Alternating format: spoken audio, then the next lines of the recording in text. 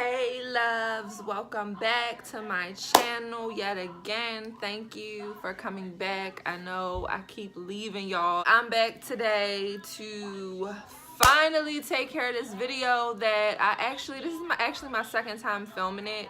The first time, I don't know what happened. It just didn't upload and I just got so mad that it made me just not want to try again. I'm pushing myself to put this fucking video out for the last motherfucking time. As I told you guys before, there was a video back when I used to do YouTube years and years and years ago. And I was telling you guys that it was popular. I was planning on recreating it. So this is that video. I don't know, it's gonna be like a 2-in-1 type of video, I guess. Discussing sleep paralysis. So this is gonna be a video all about sleep paralysis. If you guys don't know what it is, I'll explain shortly. I did take some notes. And I'm also gonna give you guys a little story time about the first time I experienced sleep paralysis. So if you guys are interested, then keep watching. Don't forget to subscribe. Before y'all proceed, hit that subscribe button. I'll take my time and wait. I ain't got nothing but time. My little fake ass what? No, but I'll wait. Go ahead and subscribe. It only takes 2 seconds or less. So go ahead, hit that button. So sleep paralysis is when during awakening or falling asleep, a person is aware but unable to move or speak. During an episode, one may hear, feel, or see things that are not there, often resulting in fear. Episodes generally last less than a couple minutes and may be recurrent. Can be triggered by psychological stress, sleep deprivation, narcolepsy, obstructive sleep apnea, alcohol use, and sleep deprivation. Treatment for sleep paralysis includes reassurance, sleep hygiene, cognitive behavioral therapy, and antidepressants. There are more than 3 million cases of sleep paralysis per year, which brings me on to say between 8 and 50% of people experience sleep paralysis at some point in their life. 5% have regular episodes. It is believed to have played a role in the creation of stories about alien abduction and paranormal events. Now, this is where I have a little problem because really, alien abduction, paranormal events, like, fuck out of here. No. That's why when I said a treatment would be, what did it say? Reassurance. Because it's like, in a way, really, bitch, reassurance. You want me to be reassured. You want to reassure me that I'm going to be okay. But you just told me that it's believed to have played a role in the creation of stories about alien abduction and paranormal events. So if you guys still are kind of confused about what exactly sleep paralysis is, in other words, it's basically when you're either waking up from sleep or falling into sleep and you're pretty much paralyzed in your sleep. You know you're awake, like in your mind, you know you're awake, but your body physically is paralyzed. You can't move. Sometimes you can't see. Sometimes you can't speak. With that being said, I'm going to go on to tell you my story about when it happened to me and what I did in the events of being paralyzed in my sleep. Let me take y'all back, man. What, and like that first time, she was in my math class, long hair, brown skin, with the fat ass. Ah! Alright, no, that's not the story. I'm gonna take y'all back to when I was 16. I'm 25 now. So I want to say somewhere around 2009, 2010. At the time I was staying with my mom and my grandma and my aunt, and basically me and my mother were sharing a room. I'm not even gonna lie to y'all, I was kind of wild, kind of out of control. I was doing a lot of things that a lot of those things I don't do anymore. So needless to say, I was smoking cigarettes. It wasn't even something I was doing because I genuinely wanted to do it. It was just like something I was doing because everyone else was doing it. So I never got addicted to cigarettes, but during this time I was doing it. One night my mother and I were in bed, and our bed was directly under a window. And that never made me feel comfortable. To this day, I just don't like having my bed super close to the window. The way ours was, it was like directly underneath the window. The bed was low, so it sat like about right here. The window was like right here somewhere. I was either falling asleep or waking up from sleep. I want to say in this case, the first time it happened, I was waking up from sleep. So I was just coming out of a dream. Well, I'm not going to call it a dream. It was a nightmare. I was having a nightmare, and if I can remember correctly, it did have something to do with the window.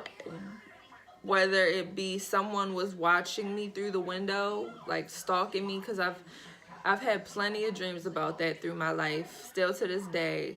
As I was trying to get out of my sleep, I remember laying there and I just felt this pressure on my chest. It was like, it felt like, imagine laying on your back and someone's just dropping one brick at a time on your chest. It's just like, but they're just like piling on top of each other. So just imagine you just getting slammed with hella bricks on your body. That's literally what it felt like, but it was only on my chest. So eventually, with all this pressure building up on my chest, I wasn't able to breathe, which made me feel like I was suffocating. I knew I was awake. I knew for a fact I was awake. I was coming out of a nightmare. However, I could not open my eyes and I could not speak. I tried to, I don't know if I did try to like move my leg over and try to tap her with my foot, which was the hardest thing to do. If I can remember correctly, it felt like lifting my foot to move, to tap her with my foot. It felt like I was lifting an elephant. My foot felt like an elephant. So my mother is dead to the world, knocked out. She don't give a fuck. Like, she's not paying my ass any mind. And if she did pay me any mind, I don't think she obviously didn't realize what was going on. Every time the pressure would intensify, I would try to fight it. Like, I don't know if I physically tried to move to where I was fighting or if I just tried to scream until some noise came out. Every time I did try to fight or try to stop whatever force this was that was on my body, it's just like the pain got worse. So I think at first I just laid there and just cried until it went away, which felt like forever. I know earlier in the description it said it can last a couple, I don't know, a couple minutes. It felt like the shit was happening for a good 15 minutes. I remember when I got home from, well, I'm not gonna say I got home from school because I wasn't going to school like that. 9 times out of 10 I skipped and went somewhere else and then came home from school as if I went to school. So when I came home from skipping, right, I'm on the phone with one of my friends and I'm telling my friend what happened. My friend's like, oh my gosh, what's wrong with you? Like, what the fuck is wrong with you? I'm like, I don't know. I didn't know what it was called at the time. So I'm Googling what happened to me. I think I had typed in an unable to move during sleep. This next part is what got me, okay? I had Googled that, what I just said, and initially when I had Googled what happened, there was a picture, I want to say it was Wikipedia, of what looked like a troll, and it was like a troll sitting on a woman's chest. Underneath of that picture, the description read, The Nightmare by Henry Fuseli, 1781. It's thought to be a depiction of sleep paralysis perceived as a demonic visitation. You say what? Come again, say what? Bitch. I'm sorry. Hold up. Hold up.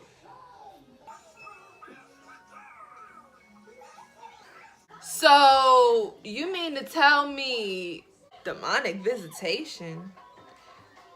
What the fuck? Shit, it's a wrap. Deuces, you can have that. I closed the laptop. Like I said, I'm on the phone with my friend, so I'm like Telling my friend what it says. My friend is like, Yo, stay the fuck away from me, blah, blah, blah.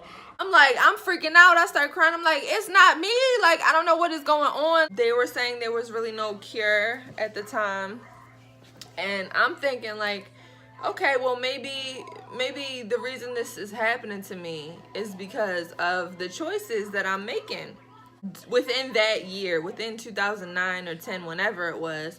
it had happened maybe like 2 to 3 more times before that year was over.